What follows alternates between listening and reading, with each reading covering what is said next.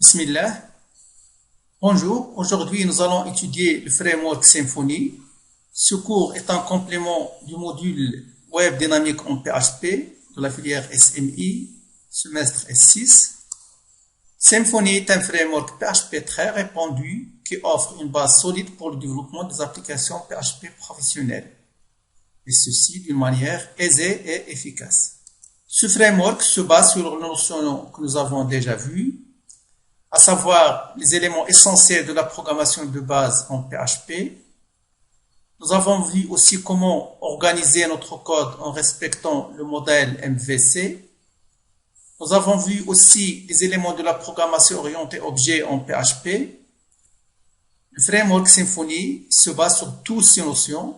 Commençons par cette introduction dans laquelle nous allons définir qu'est-ce que c'est qu'un framework, qu'est-ce que c'est que Symfony. En programmation informatique, un framework désigne un ensemble cohérent de composants logiciels structurels qui servent à créer les fondations ainsi que les grandes lignes de tout ou d'une partie d'un logiciel.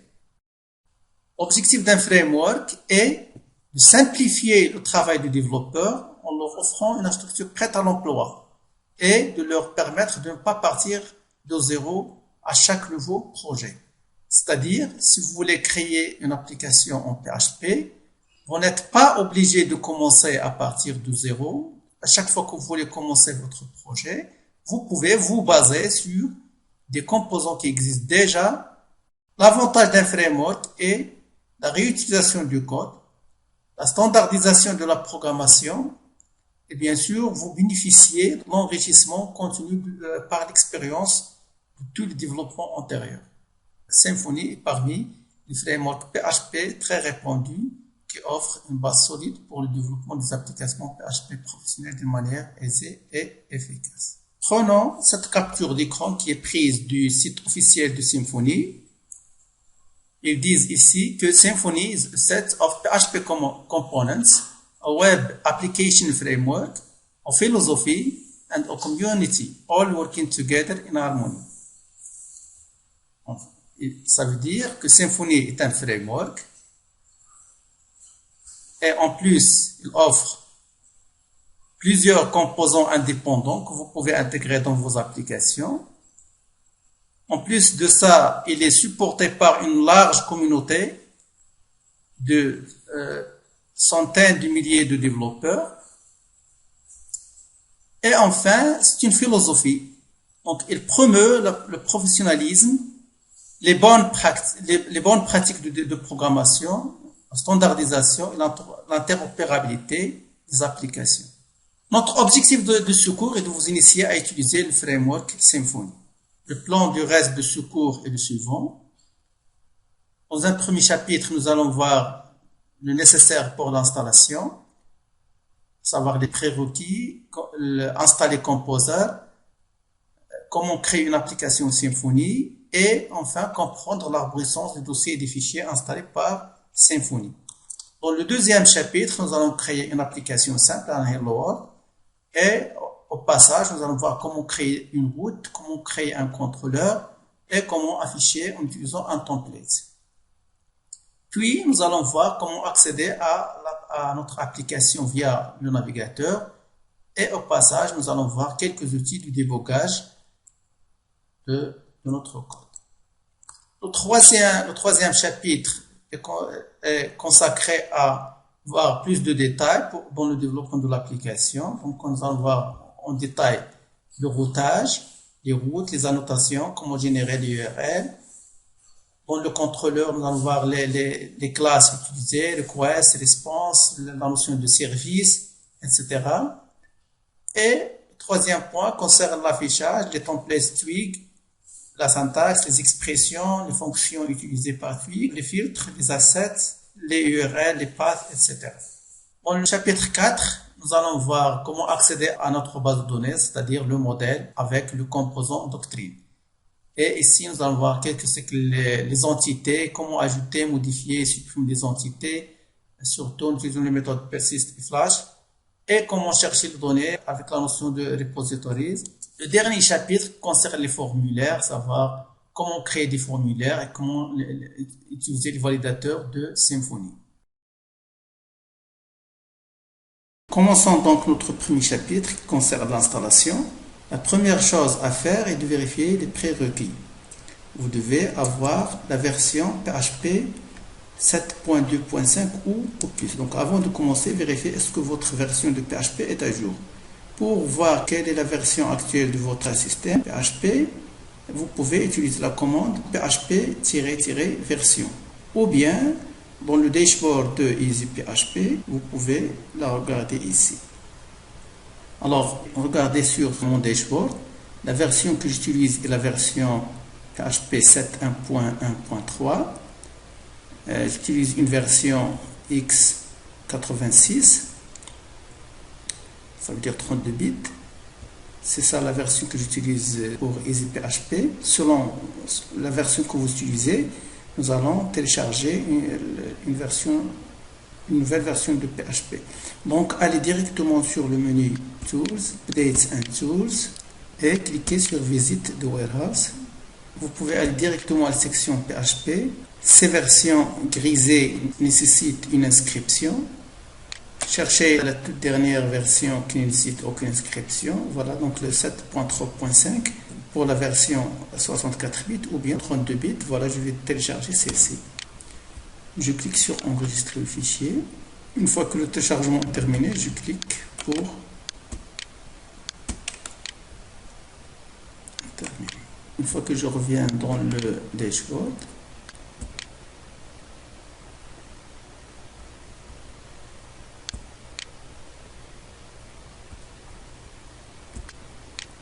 la nouvelle version est ajoutée ici.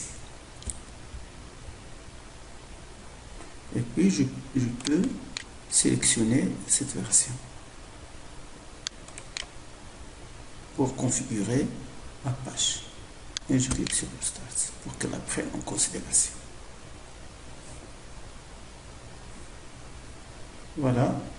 Donc, si je reviens dans le dashboard, regardez, la page tourne maintenant avec la toute dernière version que je viens d'installer.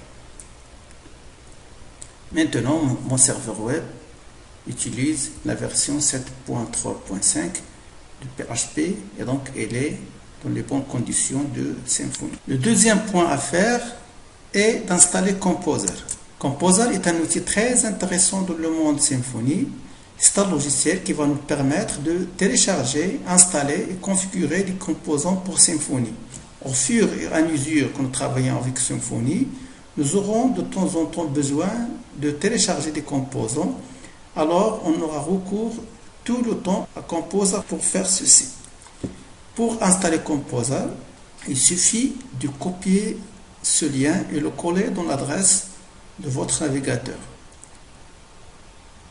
Collez le lien dans l'adresse de votre navigateur, puis cliquez sur Entrée.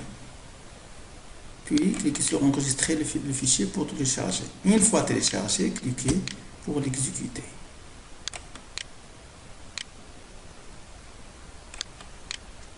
Faites attention ici, il faut choisir la dernière version que nous venons d'installer.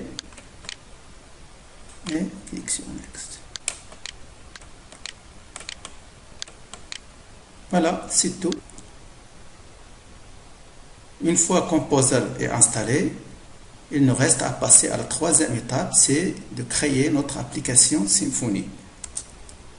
En ligne de commande, placez dans le bon emplacement où vous voulez créer votre application, par exemple le dossier public de votre serveur web, et exécutez l'instruction suivante. Composer, create project, Symfony, /website, skeleton, my project name, ou my project name est le nom de votre application. Supposons par exemple que nous voulons créer une application de gestion des étudiants. Nous allons nommer notre application Symfony SMI 2020. Donc la commande à exécuter est Composer, create project, Symfony /website, skeleton, Symfony-SMI 2020. CMT. Je me place dans le dossier wwt. C'est un dossier où je mets mes documents web et j'exécute la commande Composer, create project, Symfony /website, skeleton. Je change, je mets Je peux nommer mon application Symfony SMI 2020 et je clique sur Entrée. Voilà, maintenant Composer est en train de télécharger Symfony et de créer l'application qui s'appelle Symfony SMI 2020. Une fois l'installation terminée, jetez un coup d'œil sur l'arborescence du dossier et des fichiers créés. Jetons un coup d'œil dans le dossier wwwd où j'ai lancé la commande. Composer a créé pour moi un dossier qui s'appelle Symfony SMI 2020. C'est ça le dossier de notre projet, de notre application. Un certain nombre de dossiers et de fichiers sont créés automatiquement. Le plus important de tout ceci, c'est le dossier SRC, dans lequel nous allons travailler tout le temps. C'est là où le code de notre application que nous allons développer va résider. Les contrôleurs, nous allons créer les contrôleurs et les mettre dans le dossier contrôleur. Les entités, dans le dossier entité, d'immigration et repository, c'est ça le modèle de notre application, nous allons le voir par la suite. Mais nous allons travailler ici presque tout le temps.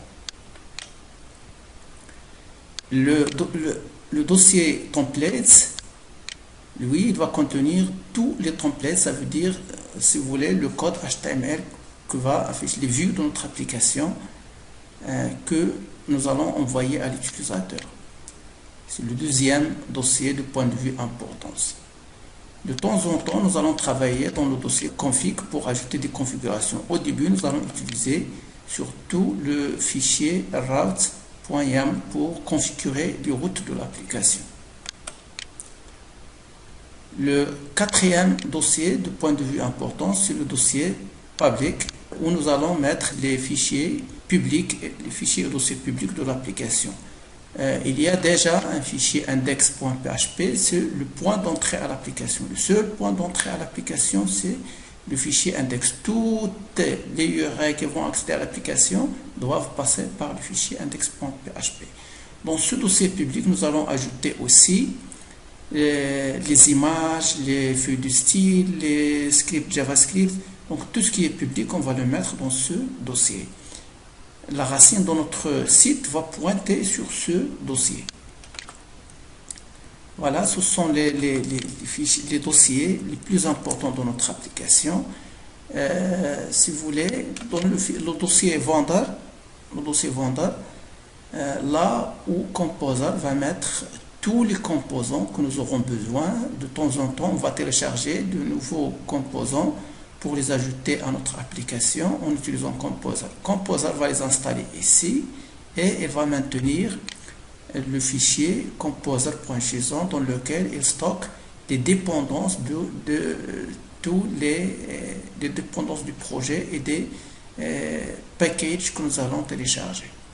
Donc il installe dans le dossier vendeur et met à jour le fichier composer.json.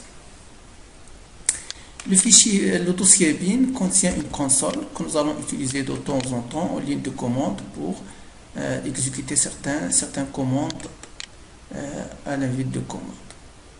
Ce sont les dossiers, le fichier var, le dossier var contient le cache, le log, etc. Tout ceci est géré automatiquement par Symfony. Vous n'avez rien à faire par tous les autres fichiers sont gérés automatiquement. Si vous voulez, donc dans le fichier env, on va l'utiliser plus tard pour configurer l'URL de la base de données. Il y a ici une commande en bas, database URL, MySQL, etc. Là, on va mettre l'URL de la base de données MySQL quand on va arriver aux bases de données. C'est ça l'essentiel. Donc, retenez, on va utiliser surtout le dossier SRC pour écrire le code de notre application. Ça veut dire les contrôleurs surtout, les entités et tout le reste. Les templates pour afficher, ça veut dire les vues de notre application. C'est là où nous allons travailler presque tout le temps. Au début, nous allons aussi configurer les routes dans le dossier config et surtout dans le fichier routes.yam. Comme vous voyez, il y a plein de code qui est écrit déjà pour nous et que nous pouvons utiliser directement, nous pouvons nous baser sur tout ceci pour commencer le développement de notre application et réutiliser tout ce que les autres développeurs ont fait pour nous. C'est ça la force d'un framework. Passons maintenant au deuxième chapitre dans lequel nous allons développer une application simple qui va nous aider à comprendre le fonctionnement de Symfony. Notre application va afficher tout simplement un message à l'écran « Bonjour SMI ». Au sommaire de ce chapitre, nous allons voir comment créer un contrôleur et puis comment créer une route qui va pointer sur le contrôleur. Plus tard, nous allons améliorer l'affichage en utilisant des templates. Je vais vous montrer aussi comment accéder à votre application via le navigateur. Et au passage, nous allons voir quelques outils qui vont nous aider à déboguer notre code. Partons maintenant au dossier de notre application, à savoir le dossier Symfony SMI 2020. Nous allons travailler dans le dossier SRC, et plus précisément dans le dossier contrôleur.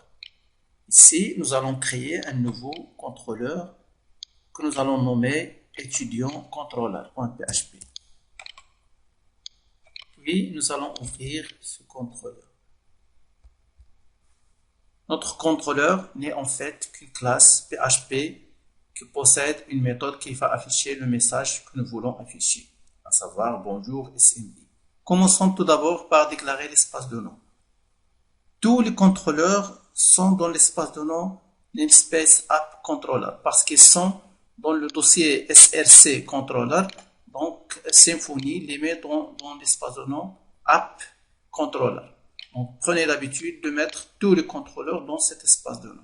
Puis, déclarez la classe.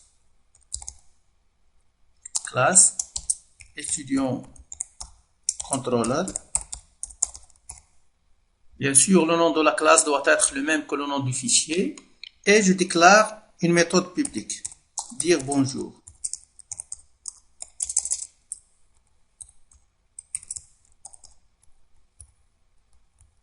Mais avant de l'utiliser, il faut importer son espace de nom. C'est-à-dire, ajouter l'instruction Use Symfony Components HTTP Foundation Response. Ça, c'est l'espace de nom où se trouve la classe Response. Symfony utilise cet espace de nom pour dire que la classe Response existe dans le dossier vendor Symfony. Regardez, dans le dossier vendor, il y a le dossier Symfony et HTTP Foundation. HTTP Foundation, et voilà Response. Ça, la classe concernée. Donc, vendor Symfony, il est remplacé par Symfony Components. Et le reste, c'est le chemin HTTP Foundation Response. Ça, c'est l'espace de nom de la classe Response. Donc, avant d'utiliser la classe Response, nous devons utiliser l'instruction Use Symfony Components HTTP Foundation. Voilà, donc notre classe est prête à l'emploi. Il suffit seulement de sauvegarder. CTRL-S. Voilà, notre contrôleur est maintenant créé. La deuxième chose à faire est de configurer une route. Créer une route, ça veut dire configurer une URL qui va pointer sur notre contrôleur. Pour cela, nous allons configurer cette route dans le dossier config. Dans le dossier config, nous allons ouvrir le fichier routes.yaml. Dans ce dossier, je vais configurer une nouvelle route. Je vais copier ceci, puis je vais le modifier. CTRL-C, CTRL-V. Ça, c'est le nom de la route. Je vais la nommer par exemple route saluée. Le chemin que je vais utiliser, laissez-le la racine par exemple. Et le contrôleur, c'est app controller. Et si je vais donner le nom de mon contrôleur, étudiant controller. Et ça, c'est la méthode. La méthode que nous avons nommée dire bonjour. Qu'est-ce que ça veut dire ceci? Ça, c'est un nom que j'ai donné à ma route. Ça, on va l'utiliser plus tard quand nous allons essayer de générer des URL. Pour le moment, c'est inutile, mais on va y revenir plus tard. C'est ça ce que l'utilisateur va saisir dans l'adresse de son navigateur pour accéder à notre contrôleur. Et ça, c'est le contrôleur concerné. C'est le contrôleur qui se trouve dans l'espace de nom app controller, ça veut dire src controller, ça c'est le nom de la classe étudiant controller, et c'est ça le nom de la méthode. Donc quand l'utilisateur va taper dans son navigateur cette URL, cette méthode va s'exécuter. Je sauvegarde et je vais essayer d'accéder via le navigateur. Pour tester notre application, il nous reste une dernière chose, c'est configurer notre serveur pour qu'il pointe vers la racine de notre application. Dans le dashboard, je vais ajouter un nouveau répertoire. Je vais nommer par exemple Symfony 2020. Dans le chemin, je vais copier ce chemin. Voilà, Symfony 2020, je dois pointer sur le dossier public. J'ouvre le dossier public, ça, voilà. Donc, je copie cette adresse. Pour moi, je le mets dans le www Symfony 2020 public. L'essentiel, c'est que cette adresse doit pointer sur le dossier public de votre application. Symfony 2020, j'ouvre public, l'intérieur pour pointer sur le fichier index. C'est ça le seul point d'entrée à l'application. Je copie cette adresse que j'ai ici, CTRL-C, je colle et je clique sur Save. Maintenant, j'ai un nouveau dossier. Quand je clique, je vais aller directement dans le dossier, dans le fichier index de mon site. Une dernière chose que je dois ajouter ici pour que ça fonctionne correctement, c'est que je vais créer un nouveau fichier qui s'appelle .httaccess. C'est un fichier de configuration de la page qui contient un certain ensemble de règles de réécriture de l'URL. Voilà son contenu. Vous pouvez copier le contenu. Son rôle, tout simplement, est rediriger toute l'URL vers le fichier index.php. Maintenant, nous sommes prêts à regarder le résultat de notre application. Je clique ici. Si nous essayons d'accéder maintenant à notre application, je clique ici et voilà le résultat. Donc, notre contrôleur affiche le message « Bonjour SMI ». Si j'essaie de résumer ce que nous avons fait jusqu'à présent, donc dans le dossier source, nous avons créé un contrôleur, étudiant contrôleur, et dans le dossier config, nous avons ajouté une route dans le fichier route.yaml, et dans le dossier public, nous avons ajouté seulement ce fichier htaccess pour qu'il redirige toute l'URL vers le fichier index.php. Les trois fichiers sont les suivants. Donc, dans le fichier étudiant contrôleur, on a créé une classe étudiant contrôleur, avec une méthode public function. Nous l'avons nommé dire bonjour. Donc, le reste, c'est connu, filière égale à SMI. Et ici, on a affiché avec return new response. On a utilisé ici une classe prédéfinie de PHP qui est la réponse. N'oubliez pas de déclarer l'espace de nom de la classe que nous créons, classe étudiant contrôleur. Tous les contrôleurs doivent être dans l'espace de nom app contrôleur. Et puisqu'on a utilisé une classe prédéfinie, on doit ajouter son espace de nom avec use Symfony Components HTTP Foundation Response. J'ai dit que Symfony Components remplace le dossier vendor Symfony. Le reste de l'arborescence est tel qu'il existe dans le dossier. Dans le fichier route, nous avons créé une route. Une route est constituée de 3 lignes. Un nom pour la route. Route saluée, nous donnons un nom parlant. Route saluée. Ici, path, le mot-clé path, suivi du chemin que vous voulez, ça veut dire l'URL que l'utilisateur doit saisir pour accéder à votre contrôleur, et le mot-clé contrôleur suivi de l'espace de nom, si vous voulez, complet. Ça veut dire le nom complet de la méthode. L'espace de nom, le nom de la classe, de point et le nom de la méthode. Dans le dashboard, nous avons créé un nouveau lien vers le dossier public de notre application. Voilà, le dossier public. Maintenant, quand l'utilisateur entre dans l'URL, ça, le slash, ça veut dire directement la racine, il accède directement à notre méthode. Si je veux changer la route et par exemple je veux que l'utilisateur veut accéder en tapant dans l'URL saluer comme ça, par exemple. Maintenant, si je reviens dans le navigateur et j'essaie d'accéder avec l'ancienne URL, regardez, Symfony m'affiche une erreur, n'accède plus avec l'ancienne URL. Et c'est le bon moment de parler ici de cette barre que vous voyez ici, c'est le profiler. Cette barre contient beaucoup d'informations de débogage. Si je tape maintenant saluer dans l'URL, Symfony accède à ma méthode. Ajoutons maintenant une autre méthode. Je vais nommer par exemple list. Nous sommes. Pour exécuter cette méthode, je dois ajouter une route. Donc je vais revenir dans les routes et je vais ajouter une autre route sans retour à la ligne. CTRL V et je vais donner un nom, route list. Le chemin, je veux le créer par exemple list, comme ça. L'utilisateur doit taper dans l'URL list et je dois changer. Le contrôleur, c'est toujours le contrôleur étudiant-contrôleur. Prochainement, quand j'aurai d'autres contrôleurs, je peux changer aussi ça. Et je change pour pointer sur la méthode. La méthode s'appelle list. Je sauvegarde.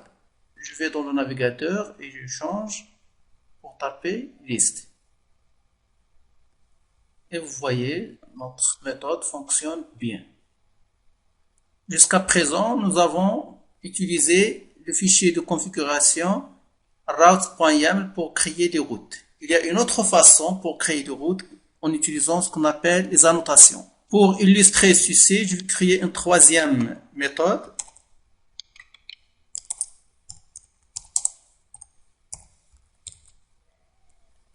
Nous avons une autre méthode qui s'appelle détail, qui tout simplement va afficher le détail d'un étudiant. Pour le moment, on essaie d'être le plus simple possible.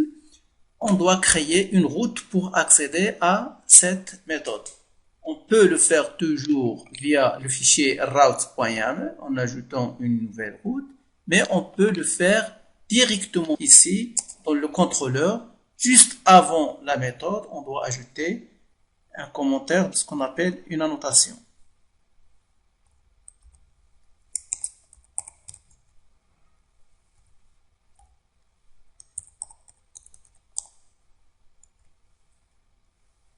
Voilà, donc on a ajouté ce commentaire. Faites attention à la forme, il est très important.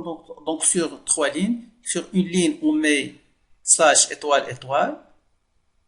La deuxième ligne, on met étoile et on écrit cette ligne, je l'explique. Et on termine par étoile slash. Donc la forme du commentaire est importante. Ici, ça commence par l'arrobase route. Et entre parenthèses, le premier paramètre qui est obligatoire, je mets l'URL que je veux lier à cette méthode. Le nom, c'est optionnel. On va l'utiliser plus tard pour générer les URL.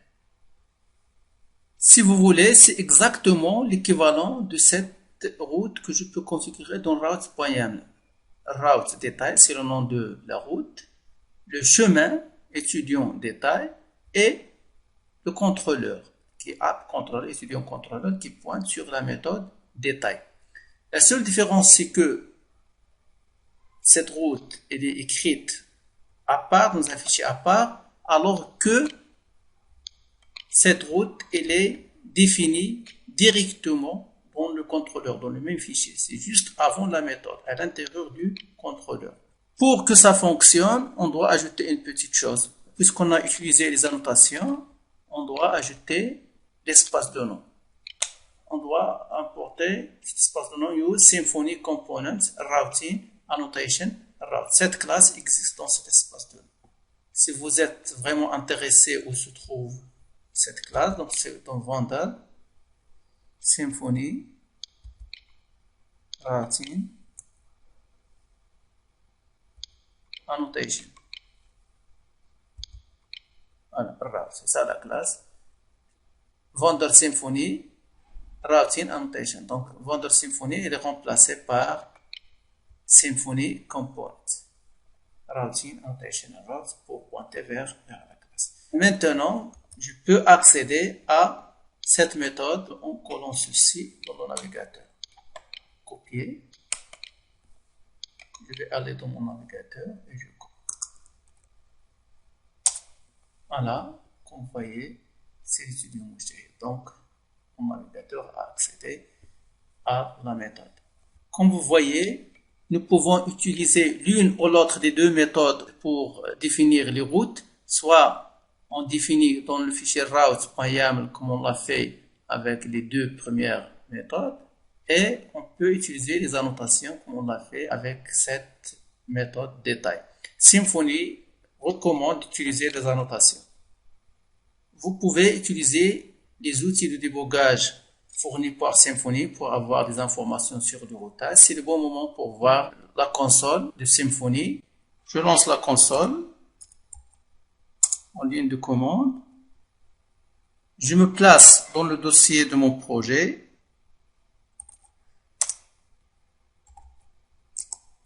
Symfony SMI 2020. Maintenant, je suis dans le dossier de mon projet. Je lance PHP bin console. La console est un programme qui existe dans le dossier bin de mon projet. C'est un outil, ligne de commande de Symfony qui propose beaucoup de fonctionnalités. Nous allons les voir au fur et à mesure. L'une de ces options, je peux voir des informations sur les routes avec debug routes. Regardez ici, j'ai des informations sur toutes les routes. Certaines routes sont prédéfinies par Symfony. Voilà les routes que je viens de définir. Route étudiant, le chemin étudiant détail pour la route route saluée, /saluée, route list. Ici, on voit toutes les routes qui sont définies dans le fichier de configuration route.yaml ou bien par les annotations. Nous allons voir d'autres utilisations de cet outil au fur et à mesure. Il nous reste maintenant à améliorer l'affichage en ajoutant des templates pour afficher les pages avec toute la mise en forme souhaitée. Il n'est plus convenable d'afficher en utilisant cette simple façon. Pour cela, nous allons dans le dossier templates et nous allons créer un nouveau dossier pour le module étudiant pour regrouper le template par module. Dans le dossier étudiant, je vais créer un template avec le nom saluer.html.twig. Twig est un composant que Symfony utilise pour gérer les templates. Il y a déjà un template créé ici. Regardons ce template simple, un template Twig. Donc, il contient du HTML et il y a ici de la syntaxe Twig. Ça signifie un emplacement pour afficher une variable f. Deux accolades f et deux accolades. Donc ce template attend une variable qu'il va afficher et va générer le résultat HTML. Rappelez-vous que le template est dans le dossier étudiant du dossier templates. Et j'ai créé un dossier par module. Donc le template est nommé saluer. La première extension donne une indication sur le contenu final que le template va générer et .twig pour dire qu'il s'agit d'un template Twig. Maintenant, voilà ce qu'on va faire pour afficher ce template. Nous allons revenir dans le contrôleur et on va changer cet affichage. L'utilisation de la méthode render suppose que le contrôleur actuel hérite d'un contrôleur prédéfini qui s'appelle abstract controller. Donc, je dois ajouter comme ça, étudiant controller extends abstract controller. Ce contrôleur de base est prédéfini et il est dans l'espace de nom Symfony Bundle, Framework Bundle, Controller, Abstract Controller. Donc, je dois importer cet espace de nom pour pouvoir utiliser Abstract Controller. Donc, si mon contrôleur hérite de Abstract Controller, je peux utiliser desRender et afficher en utilisant le template étudiant saluer.html.twig. Et dans ce cas, je n'ai plus besoin de la classe response. Regardons le résultat maintenant de dire bonjour. J'accède en tapant saluer. Voilà. Regardez, maintenant il a affiché en utilisant le template. Et regardez, puisque nous sommes en mode développeur, la barre de débogage, le profiler s'affiche ici. Il me donne ici le code 200, ça veut dire OK. Il me donne même le contrôleur utilisé, contrôleur dire bonjour, le nom de la route, route saluer, etc. Donc il donne ici pas mal d'informations que je peux utiliser. Il est à noter que cette barre ne s'affiche que dans le mode développement. Dans le mode production, il ne s'affiche pas. De plus, il ne s'affiche que si le template contient la balise body, HTML body, sinon il ne s'affiche pas. Nous pouvons aussi créer d'autres templates pour afficher le résultat de la méthode list et de la méthode détail. Pour cela, j'ai créé deux nouveaux templates, template list.html.swig et détail.html.swig. Tous les templates normalement sont mis dans le dossier template et je les regroupe par module. Voilà le contenu de liste, tout simplement de HTML, HTML, body, liste des étudiants. Ici, il ne contient aucune variable, c'est du HTML. Détail.html, HTML, body, H1, détail. Et ici, je vais afficher une variable nom. Ce template attend une variable nom et il va l'afficher ici. Le reste, c'est du HTML. Donc, c'est un template Twig qui va générer du HTML final. Je vais revenir dans le contrôleur pour modifier. Donc, au lieu de laisser response comme ça, on va utiliser render. CTRL C, je vais modifier ceci. CTRL V. Ça, je vais le mettre en commentaire. Étudiant, liste, le template s'appelle liste. Donc, comme j'ai dit, on utilise ici la méthode render qui est une méthode du contrôleur de base abstract controller qui existe dans cet espace de Symfony, Bundle Framework Bundle, controller abstract controller. Donc, dès que un contrôleur hérite de abstract controller, il peut utiliser la méthode render. Donc, on ne va pas utiliser response, voilà, parce que c'est une méthode plus élégante. This render, je passe le premier paramètre, c'est le nom d'un template qui existe dans le dossier à partir du dossier templates et le sous-dossier étudiant et le nom de template. Le deuxième paramètre, ce sont les variables que ce template attend. Dans notre cas, le template list.html n'attend aucune variable, donc c'est optionnel, je supprime les variables. Je fais la même chose avec le détail, CTRL C, et je colle ici, CTRL V, je mets ceci en commentaire. Le template s'appelle détail.html.swig et regardez, le template attend une variable nom. Donc, je dois la passer dans un tableau. Regardez le crochet. Un tableau associatif, nom. Ça, le nom de la variable qui existe dans le template. Et ici, je vais mettre la valeur.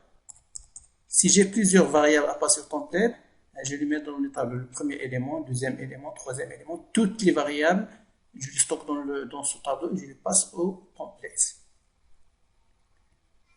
Maintenant, puisque j'ai remplacé toutes les instantiations de la classe response avec la méthode desRender, donc je peux supprimer cette ligne. Cette ligne n'est plus utilisée.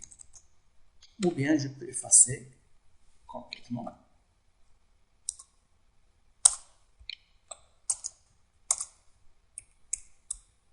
Voilà. CTRL S. Je reviens pour voir le résultat. Regardez. Maintenant, le nouveau template était pris en considération.